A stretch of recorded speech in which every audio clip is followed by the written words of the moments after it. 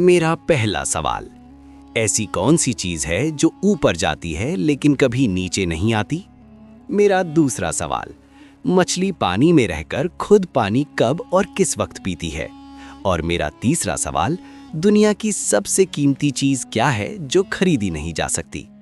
अब बताइए, इन सवालों का क्या उत्तर है? एक बार की बात है, दो पड़ोसी राज्य के राजा आपस में बात करते हैं।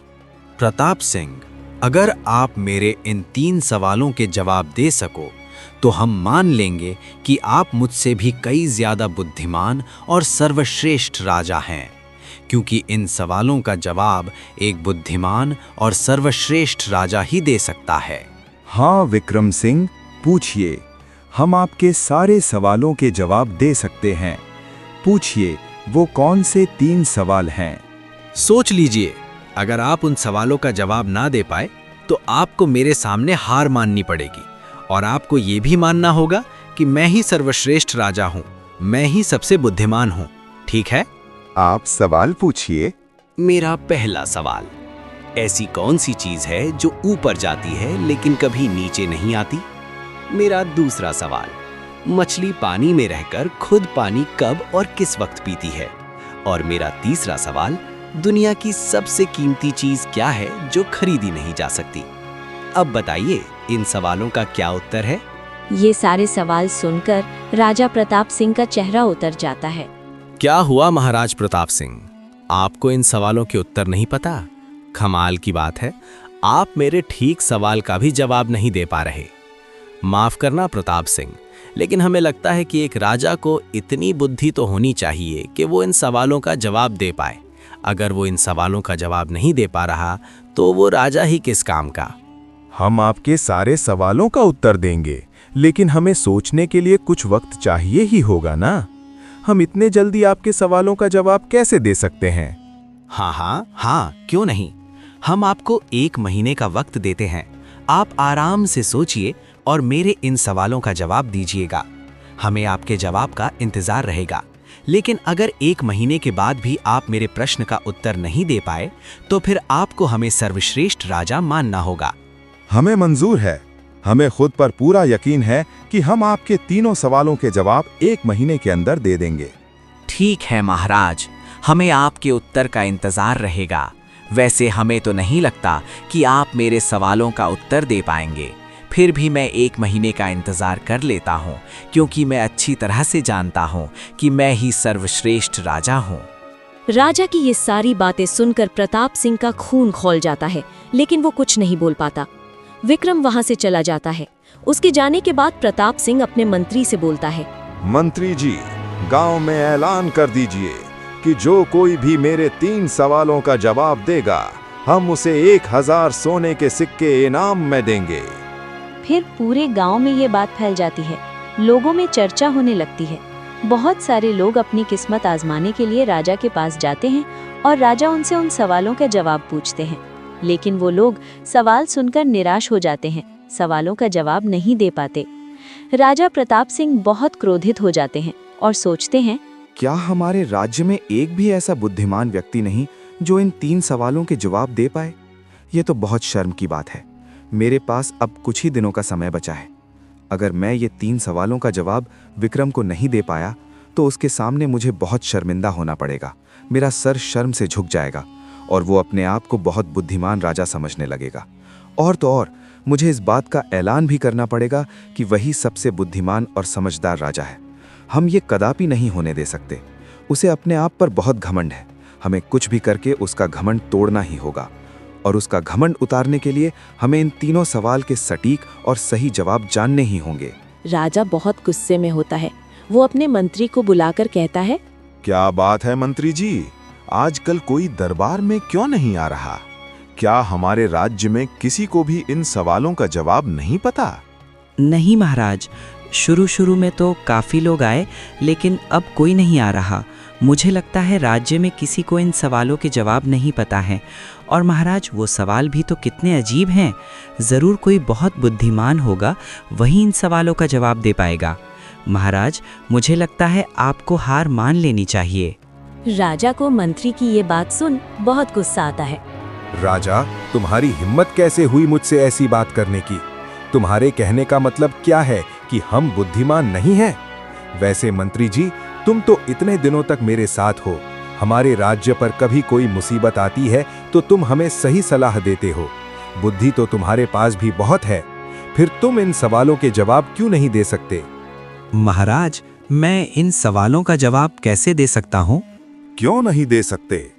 तुम्हें इन सवालों के जवाब आने चाहिए। आखिरकार तुम इस राज्य के मंत्री हो, तुम्हें ही मेरे सवालों के जवाब देने होंगे। मैं तुम्हें 15 दिन की मोहलत देता हूं। अगर 15 दिन में तुम मेरे इन 3 सवालों का जवाब नहीं दे पाए तो मैं तुम्हें और तुम्हारे परिवार को इतनी बड़ी सजा दूंगा कि तुम सोच भी नहीं सकते।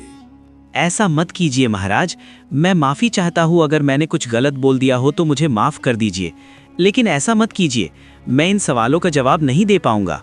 मैंने एक बार कह दिया तो कह दिया।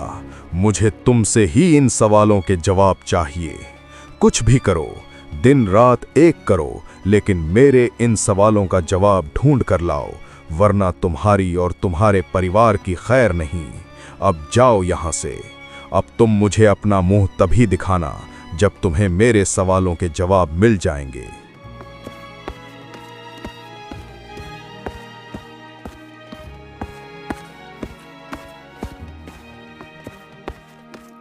मंत्री बहुत परेशान हो जाता है और घर आ जाता है।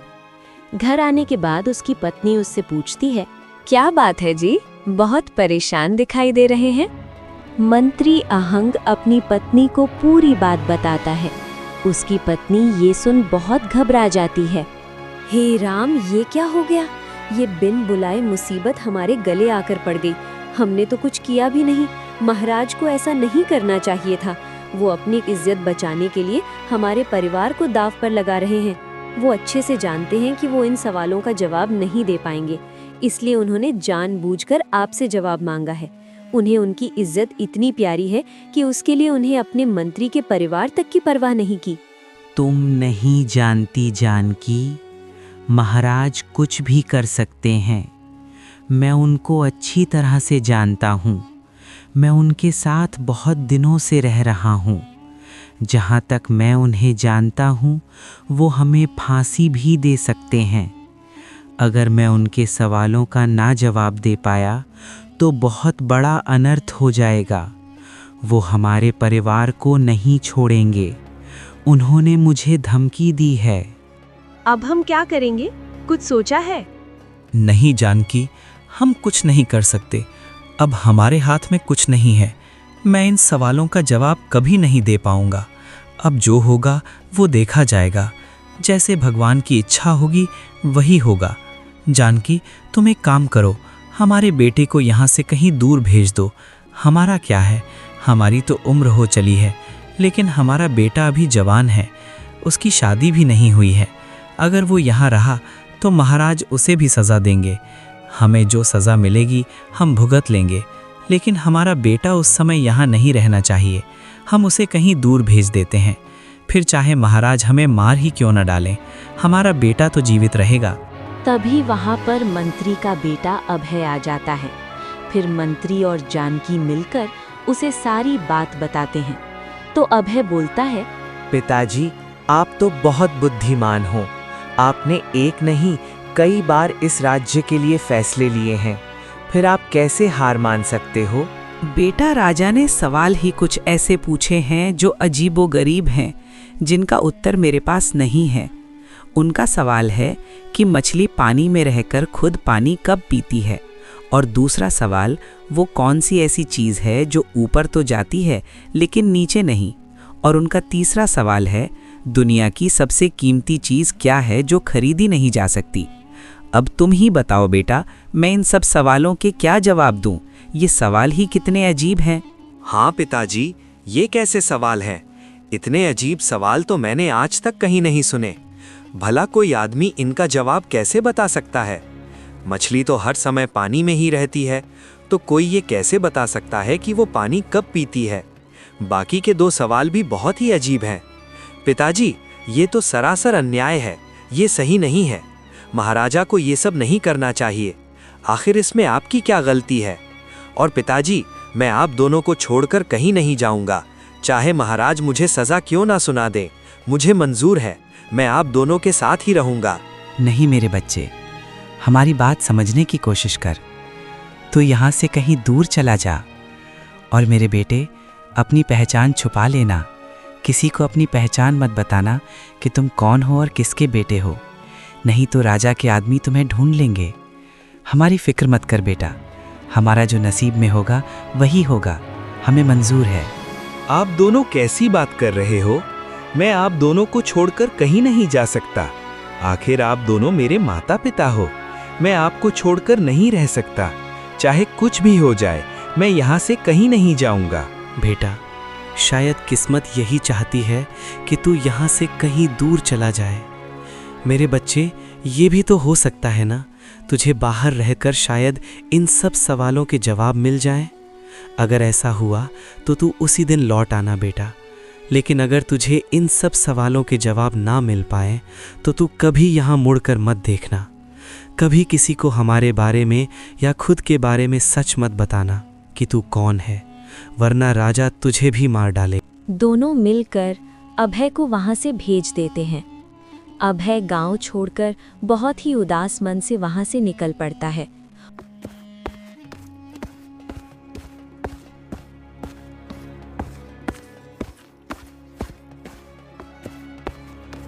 और दूसरे गांव में पहुंच जाता है। उसे बहुत तेज भूख लगती है और प्यास भी लगती है। वो गांव में एक घर पानी मांगते हुए कहता है, सुनिए, कोई है क्या? मुझे एक गिलास पानी मिल सकता है? तब एक लड़की नैना बाहर आती है और बोलती है, जी बोलिए, किससे मिलना है, क्या काम है? जी, वो मुझे बहुत प्यास लग रही थी। क्या मुझे एक गिलास पानी मिल सकता है? हाँ बिल्कुल, आप थोड़ी देर रुकिए, मैं अभी पानी लेकर आती हूँ।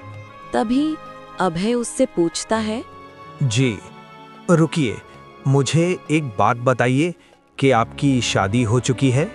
नहीं तो मेरी अब तक शादी नहीं हुई है। क्यों, क्या हुआ? आपके घर में कोई बड़ा बुजुर्ग या फिर आपकी माँ है क्या?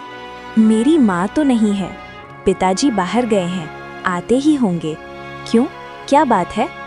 ठीक है, मैं चलता हूँ, मुझे आपके हाथ से पानी नहीं चाहिए। तब वहाँ पर नैना के पिताजी आते हैं और गुस्से से बोलते हैं, ए लड़के, कौन है तू? बदतमीज कहीं के, तुझे मेरी बेटी से ऐसी बात करते हुए शर्म नहीं आती? एक तो तुझे मेरी बेटी पानी दे रही है, ऊपर से तू उससे शादी के बारे में पूछ रहा है। तू मेरी बेटी को छेड़ रहा है, बेशर्म कहीं का।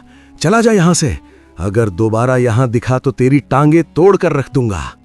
नहीं बाबा, आपको कोई गलत फहमी हुई है, मैं छेड़ नहीं रहा था। चुप कर बदतमीज, मैं तुझ जैसे लड़कों को अच्छी तरह से जानता हूँ। तू तो इस बात की खैर मना कि मैं तुझे सिर्फ समझा रहा हूँ, नहीं तो अभी गांव वालों को बुलाकर तेरे हाथ पैर तोड़वा देता।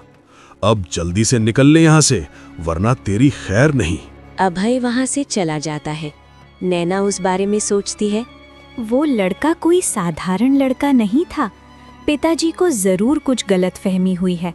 वो लड़का कोई आवारा या लफंगा नहीं था, वो तो बहुत अच्छा और सुसंस्कारी लड़का था।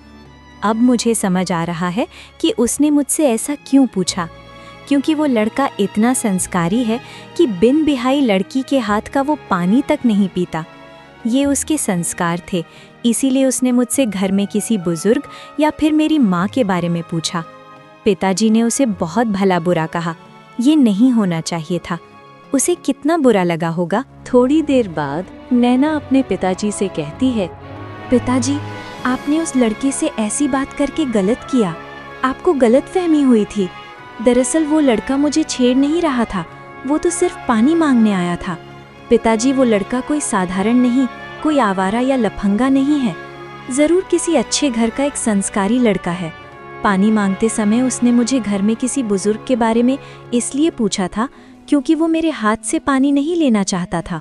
आप सोचिए पिताजी, जिस लड़के के संस्कार इतने अच्छे हैं, जो एक कुंवारी लड़की के हाथ का पानी तक नहीं लेता, वो लड़का भला किसी को कैसे छेड़ सकता है। जब मैंने कहा कि घर में माँ नहीं है तो उसने मेरे हाथ से पानी लेने के लिए मना कर दिया। ये क्या कह रही हो नैना? फिर तो मुझसे बहुत बड़ी भूल हो गई। मैंने गुस्से में न जाने उसे क्या क्या कह दिया। उसे कितना बुरा लगा होगा। खैर छोड़ो बेटा, अब मैं उस लड़के को कहाँ ढूंढूं? अब तक तो निकल चुका होगा। अगर कभी उससे दोबारा मुलाकात होगी तो उससे माफ़ी ज़रूर मांग लूँगा, क्योंकि गलती उसकी नहीं मेरी है। मुझे गलतफहमी हो गई थी। मुझे लगता है वो लड़का ज़रूर बाज़ार की ओर गया है। वैसे बेटी, मुझे बाज़ार जाना था, कुछ काम भी है। तुम्हें कुछ मंगवाना है तो बोल दो। ठीक है पिताजी। वैसे पिताजी, बाजार से कुछ सामान लाना था। हाँ बोलो बेटी, क्या लाना है? मैं अभी चला जाता हूँ। पिताजी, बाजार से 3 चीज लानी है। 1 रुपए की ऐसी लेकर आइए जो ऊपर से सख्त हो और अंदर से नरम, और 2 रुपए की ऐसी चीज लेकर आइए जो बाहर से नरम हो और अंदर से सख्त, और 1 रुपए की ऐसी सफ़ेद चीज लेकर आओ जो मीठी है लेकिन कोई फल नहीं, और 1 रुपए का गोल गोल तला हुआ प्यारा लेकर आइए। ये सब सुनकर नैना के पिताजी का सर चकरा जाता है। वे नैना से बोलते हैं, बेटा, तुम जो कह रही हो वो तो मेरे दिमाग से बाहर है। मुझे तो कुछ भी समझ नहीं आया। ठीक से बताओ तुम्हें क्या चाहिए? पिताजी, मुझे जो चाहिए मैंने आपको बता दिया है।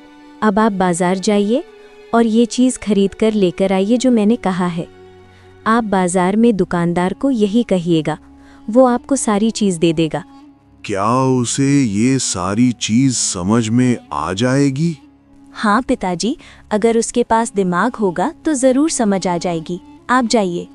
ठीक है बेटा, मैं अभी जाता हूँ। नैना के पिता बाजार के लिए निकल पड़ते हैं।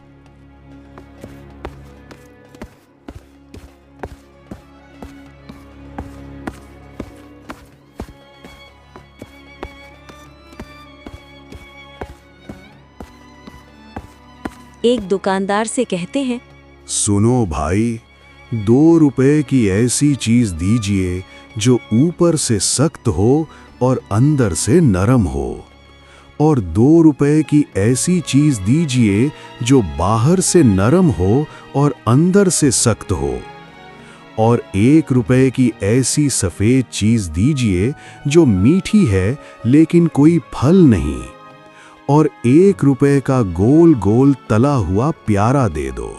ये सारी बातें सुनकर दुकानदार का सर घूम जाता है।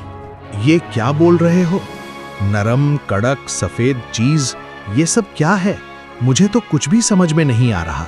तुम्हें आखिर चाहिए क्या? साफ साफ बोलो। मेरी बेटी ने मुझे यही लाने के लिए कहा है। तुम्हें पता होगा। तुम मुझे ये चीज दे दो। आपकी ये टेढ़ी बातें मेरे दिमाग से बाहर हैं। मुझे कुछ भी समझ नहीं आ रहा। मैं आपको कुछ नहीं दे सकता। जाइए यहाँ से। फिर नैना के पिताजी दूसरे दुकानदार के पास जाते हैं तो उन्हें भी ये सारी चीज समझ नहीं आती। फिर वो और एक दुकानदार के पास जाते हैं तो वो गुस्से से कहता है, क्यों रे बूढ़े, तू पीकर तो नहीं आया, या फिर तुझे मजाक करने के लिए मैं ही मिला था? तुझे कुछ खरीदना है भी या नहीं? मेरा समय बर्बाद मत कर, निकल जा यहाँ से।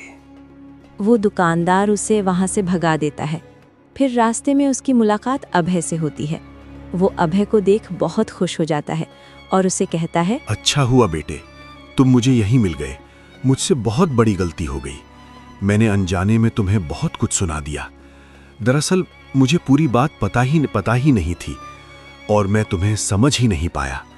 मैं तुम्हें औरों की तरह समझ रहा था, लेकिन जब मेरी बेटी ने मुझे समझाया तब मुझे समझ आया कि तुम औरों की तरह नहीं हो, कि तुम कितने संस्कारी हो। तुम्हारी उन बातों का मतलब मुझे तो नहीं समझ आया, लेकिन मेरी बेटी बहुत समझदार और बुद्धिमान है। उसने मुझे सारी बात बताई, तब मुझे मेरी गलती का एहसास हुआ। मुझे माफ कर देना बेटे। अरे नहीं नहीं बाबा, आप माफ़ी मत मांगिए। आपकी जगह कोई और होता तो उसे भी शायद गलतफहमी हो जाती। मुझे लगता है मेरे बात करने का तरीका ही कुछ ऐसा था कि आपको गलतफहमी हो गई। आप माफ़ी मत मांगिए। वैसे बाबा, आप बहुत परेशान दिख रहे हो। कोई बात है? हाँ बेटा, दरअसल मेरी बेटी ने बाजार से कुछ चीज मंगवाई थी। मैं बहुत दुकानदारों के पास गया, लेकिन वो दुकानदार समझ ही नहीं पा रहे। मुझे एक भी चीज नहीं मिली।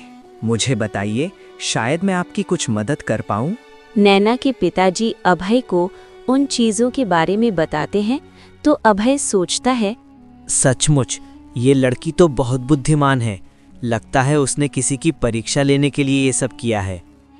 फिर अभय नैना के पिताजी के साथ एक दुकानदार के पास जाकर बोलता है, सुनिए भाई साहब, मुझे 2 रुपए की ऐसी चीज दीजिए जो बाहर से सख्त और अंदर से नरम हो, जो कि नारियल है, क्योंकि नारियल बाहर से सख्त होता है लेकिन अंदर से गुद्दे वाला नरम होता है। और 2 रुपए की ऐसी चीज दीजिए जो बाहर से नरम हो और अंदर से सख्त, यानी कि 2 रुपए के छुहारे दीजिए जो बाहर से तो नरम होते हैं लेकिन अंदर से सख्त होते हैं।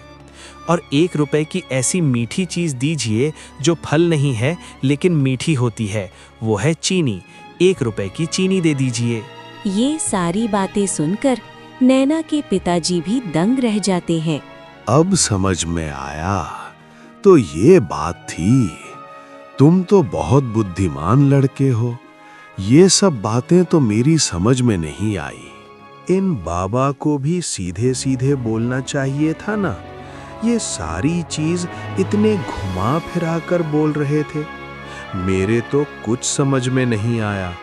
मैं तो हैरान हूं कि तुम इन सब चीजों को कैसे पहचान पाए। सचमुच तुम तो बहुत बुद्धिमान हो। फिर दोनों मिलकर वहां से चले जाते हैं। नैना के पिताजी बोलते हैं, अरे बेटा, एक चीज तो रह गई। हाँ बाबा, चलिए मैं आपको वो भी दिला देता हूँ। फिर अभय और बाबा मिलकर एक मिठाई वाले के पास जाते हैं। सुनिए भाई साहब, मुझे गोल गोल तला हुआ प्यारा दे दीजिए। ये तुम क्या कह रहे हो? मुझे कुछ समझ नहीं आ रहा। साफ साफ बताओ, क्या चाहिए? मैं गुलाब जामुन के बारे में बात कर रहा हूँ, जो गोल भी होता है और तला हुआ भी होता है, जो प्यारा भी होता है। अच्छा, तो सीधे सीधे बोलो ना कि तुम्हें गुलाब जामुन चाहिए। इसमें इतना घुमा फिरा के बोलने की क्या बात है? अभी देता हूँ। ये सारी बातें सुनकर नैना के पिताजी सोच में पड़ जाते हैं। सच में ये लड़का तो बहुत बुद्धिमान है। नैना सच कह रही थी। ये लड़का कोई साधारण लड़का नहीं है। जरूर ये किसी अच्छे घर का लड़का है। इसके बातों से ही लग रहा है कि बहुत बुद्धिमान और कितना संस्कारी है। मुझे मेरी बेटी के लिए ऐसे ही लड़के की जरूरत थी। मैंने तो इसके घरदार के बारे में पूछा ही नहीं। मुझे इसके बारे में पता लगाना होगा। पापा, अब मैं चलता हूँ। आपको आपकी सारी चीज मिल गई है? रुको बेटा, तुम्हारा नाम क्या है? कहाँ के रहने वाले हो? अभय मन ही मन सोचता है, मुझे अपनी पहचान छुपानी होगी। पिताजी ने कहा था किसी को भी अपनी असली पहचान मत बताना। कब कौन राजा को मेरे बारे में बता दे, उससे अच्छा झूठ बोल देता हूँ। जी, मेरा नाम सुरेश है। वो मैं दूर गांव से आया हूँ, काम की तलाश में हूँ। मेरा इस दुनिया में कोई नहीं, मैं अनाथ हूँ। रहने का भी ठिकाना नहीं है। अब कहाँ जा रहे हो बेटा? जी पता नहीं, जहाँ ईश्वर ले जाए। मैं सिर्फ उनके भरोसे हूँ। एक काम करो, तुम मेरे घर चलो, मैं तुम्हारी मदद करूँगा। अरे नहीं नहीं बाबा, आप तकलीफ मत लीजिए। मैं जैसे तैसे अपना गुजारा कर लूँगा। अरे नहीं नहीं बेटा, तुमने मेरी इतनी बड़ी मदद की है। अरे तुम आज ना होते तो मैं वो सारी चीज खरीद ही नहीं पाता। मैंने कई लोगों से बोला, लेकिन कोई मेरी बात समझ ही नहीं पा रहा था। कई लोगों ने तो मुझे गालियां तक दे दी। सचमुच बेटे, तुम बहुत बुद्धिमान हो। तुमने मेरी इतनी बड़ी मदद की है और अब मुझे मौका मिला है तो मुझे भी तुम्हारी सहायता करने का एक मौका तो दो। फिलहाल तुम्हारे पास रहने का कोई ठिकाना नहीं है, तो तुम मेरे घर पर रह सकते हो और मैं जल्द से जल्द तुम्हारे काम धंधे का भी कोई ना कोई बंदोबस्त लगा ही दूंगा। फिर एक बार तुम्हें काम लग गया तो फिर तुम किराए से अपने लिए दूसरा मकान देख सकते हो। तब तक तुम मेरे यहाँ ही रुक जाओ। ठीक है बाबा, अब आप इतना कह रहे हैं तो मैं आपके साथ चलने के लिए तैयार हूँ।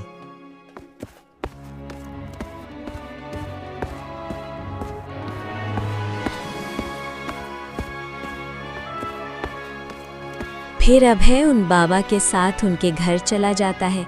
नैना उसे देख बहुत खुश होती है।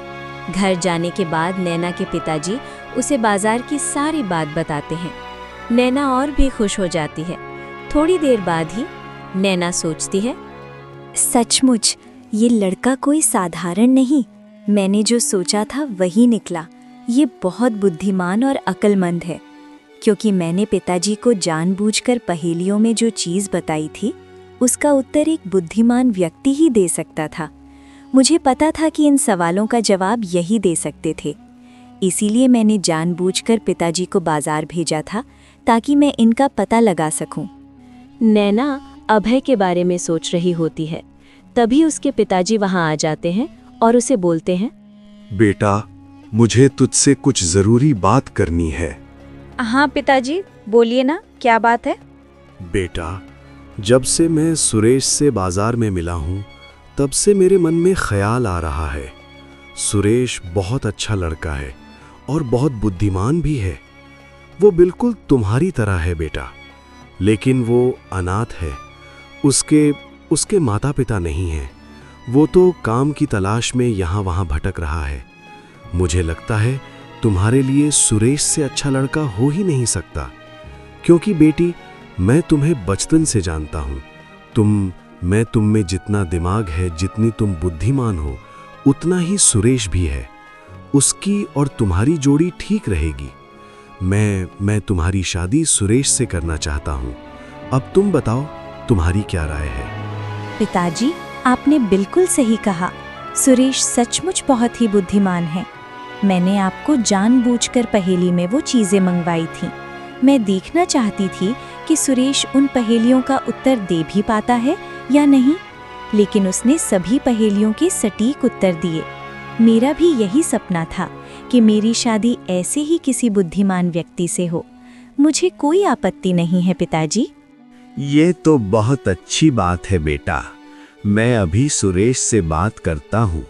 थोड़ी देर बाद नैना के पिताजी अभय से बोलते हैं, बेटा सुरेश, मुझे तुझसे कुछ ज़रूरी बात करनी है। दरअसल मैं मेरी बेटी के लिए एक लड़के की तलाश में था। मुझे उसके लिए जैसा लड़का चाहिए था वो सारे गुण तुम में हैं। बेटा, तुम्हें कोई ऐतराज़ ना हो तो मेरी बेटी की शादी मैं तुमसे करवाना चाहता हूँ। ये बात सुनकर अभय को अपने माता पिता का ख्याल आता है। मन ही मन सोचता है, क्या करूं? मुझे तो कैसे भी करके अपने माता पिता की जान बचानी है। मेरे पास बहुत कम समय बचा है। इनकी बेटी नैना बहुत बुद्धिमान है। जिस तरह से उसने बाजार में चीज़ पहेली में बताई थी, मुझे लगता है राजा के उन 3 सवालों का जवाब नैना ही दे पाएगी। अगर नैना ने उन तीनों सवालों के जवाब दे दिए तो मेरे माता पिता की जान बच जाएगी, लेकिन इसके लिए मुझे इन्हें सच्चाई बतानी होगी। बाबा, मैं नैना से शादी करने के लिए तैयार हूँ। मुझे कोई ऐतराज़ नहीं है, लेकिन मेरी एक शर्त है। अगर मेरी वो शर्त पूरी होती है तो मैं शादी करने के लिए तैयार हूँ। शर्त? कैसी शर्त? वहां पर नैना भी आ जाती है। फिर अभय बोलता है, माफ कर देना बाबा, मैंने आपसे झूठ बोला। मेरा नाम सुरेश नहीं अभय है, और मैं कोई अनाथ नहीं। मेरे माता पिता हैं। मैं एक मंत्री का बेटा हूँ। और अभय सारी बातें उन दोनों को बता देता है। दोनों ये सारी बातें सुन बहुत चौंक जाते हैं। फिर नैना बोल पड़ती है, तुम मुझे वो सवाल बताओ, शायद मैं तुम्हारी मदद कर सकती हूँ। वो तीनों सवाल नैना से पूछता है। ये सवाल सुन नैना के पिताजी का भी सर चकरा जाता है। वो बोलते हैं, ये तो बहुत अजीब सवाल है। ऐसे सवाल तो मैंने भी आज तक नहीं सुने। तुम्हारा राजा भी कितने अजीब हैं। उन्होंने तुम्हारे और तुम्हारे परिवार के साथ बहुत गलत किया है। मैं मजबूर हूँ बाबा, अब आप ही बताइए, एक तरफ मेरे माता पिता हैं जिनके साथ कभी भी कुछ भी हो सकता है। ऐसे मैं शादी कैसे कर सकता हूँ? मुझे तुम्हारी शर्त मंजूर है। अगर तुम मुझसे शादी करते हो तो मैं तुम्हारे सारे सवालों के जवाब दे दूंगी। मुझे इन सभी सवालों के जवाब पता है। ये बात सुनकर अभय भी चौंक जाता है और बोलता है, क्या सच में? तुम सच कह रही हो? तुम इन सवालों के जवाब जानती हो? हाँ, मैं बिल्कुल सच कह रही हूँ। मैं सभी सवालों के जवाब जानती हूँ, लेकिन मैं शादी के बाद ही इन सवालों के जवाब दे पाऊंगी, क्योंकि उसके लिए मुझे उस राजा के महल भी जाना होगा। अभय ये बात सुनकर बहुत खुश हो जाता है। उसकी खुशी का ठिकाना नहीं रहता। वो शादी के लिए मान जाता है। फिर दोनों की शादी हो जाती है। अभय नैना को लेकर अपने गांव आ जाता है। अभय के माता पिता अभय को देख बहुत खुश हो जाते हैं। अभय उन्हें नैना से मिलाता है और सारी बातें बताता है। माँ बाबूजी, आप दोनों चिंता मत कीजिए, आपको कुछ नहीं होगा। मैं उनके सभी सवालों के जवाब दे सकती हूँ। लेकिन बाबूजी, उसके लिए मुझे महल जाना होगा। आप एक काम कीजिए, आप राजा के पास जाइए और उन्हें कहिए कि मैं उनके सारे सवालों के जवाब दे सकती हूँ, लेकिन मेरी एक शर्त है। उन्हें मुझे अपने महल में 2 दिन तक घूमने की अनुमति देनी होगी। मैं जिस वक्त उस महल जाऊं, मुझे आने की इजाज़त देनी होगी, चाहे वो दिन हो या रात। मैं 2 दिन तक उनके महल पर नज़र रखूंगी और फिर 2 दिन बाद उनके सारी सवालों के जवाब दे दूंगी।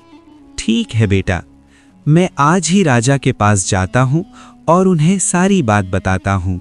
फिर मंत्री राजा के पास जाकर बोलता, महाराज, आपके लिए खुशखबरी है।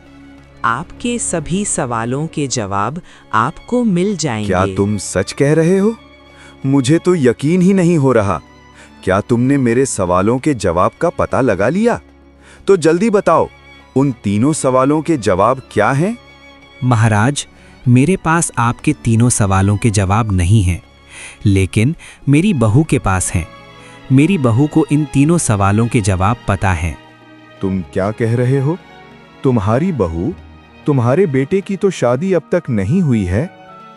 फिर मंत्री राजा को सारी बात बताता है। मेरी बहू का कहना है वो 2 दिन बाद आपको आपके सवालों के जवाब दे देगी, लेकिन उसके लिए मेरी बहू ने एक शर्त रखी है। उसकी शर्त ये है कि उसे बिना किसी रोक टोक के इस महल के अंदर प्रवेश दिया जाए। वो चाहे दिन हो या रात हो, 2 दिन वो आपके महल में आना चाहती है। ठीक है, हम तुम्हारी बहू की शर्त को स्वीकार करते हैं। तुम्हारी बहू 2 दिन जब चाहे इस महल में आ सकती है, किसी भी कमरे में जा सकती है, पूरा महल घूम सकती है। तुम उसे जाकर कह दो कि मुझे 2 दिन बाद मेरे सवालों के जवाब चाहिए। फिर मंत्री घर जाकर अपनी बहू को सारी बात बताता है। ये बात सुन नैना भी बहुत खुश हो जाती है। थोड़ी देर बाद रात हो जाती है। उसके बाद नैना उस महल में जाती है और बहुत देर तक वहीं रुकती है और नज़र रखती है। वो देखती है कि रानी के कमरे में से एक आदमी चोरी चुपके से बाहर आ रहा होता है। नैना को उस पर शक होता है। फिर दूसरे दिन वो ये बात अभय को बताती है। लेकिन नैना, उस आदमी का इन सवालों से क्या लेना देना है? लेना देना है मुझे। आज रात को भी वहाँ जाना होगा और इस बात की पुष्टि करनी होगी। फिर थोड़ी देर बाद रात हो जाती है। नैना उस रात को भी उस महल के बाहर जाकर उस आदमी पर नज़र रखती है। थोड़ी देर बाद वो आदमी वहाँ आता है और कमरे में चला जाता है। नैना भी उस कमरे के पास चली जाती है और उन दोनों की बातें सुनती है। उसके बाद नैना अपने घर लौट आती है और दूसरे दिन महल में नैना को बुलाया जाता है। तो राजा नैना से कहता है, देखो बहू रानी, जैसा कि तुमने कहा था, मैंने तुम्हारे साथ तुम्हारी शर्त मानी है। जैसा कि तुमने वादा किया था कि 2 दिन बाद तुम मेरे तीनों सवालों के जवाब दे दोगी, अब वो वक्त आ चुका है। तुम्हारे 2 दिन पूरे हो चुके हैं। अब बताओ बहू, मेरे उन तीनों सवालों के जवाब क्या हैं? मुझे बहुत बेसब्री से इसका इंतजार है। तुमने मेरे तीनों सवालों के जवाब दे दिए तो मैं तुम्हें मुंह मांगी कीमत देने के लिए तैयार हूं।